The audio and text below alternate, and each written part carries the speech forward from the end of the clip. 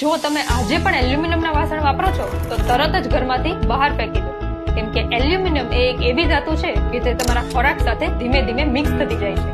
જો તમે આજે એલ્યુમિનિયમનું વજન કરશો અને 3 વર્ષ પછી એ જ એલ્યુમિનિયમનું વજન કરશો તો એ વજન ઓછું જ આવશે.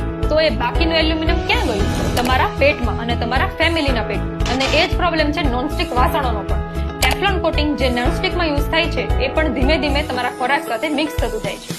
હવે આપણે વાત કરીએ માટલાના વાસણની, જે પ્રકૃતિમાંથી આવે છે. તેની અંદર નાના નાના છિદ્ર રહેલા હોય છે, જેના કારણે તાપમાન બરાબર રીતે વહેંચાઈ જાય છે અને ખોરાકમાં રહેલા પોષક તત્વો બચી જાય છે.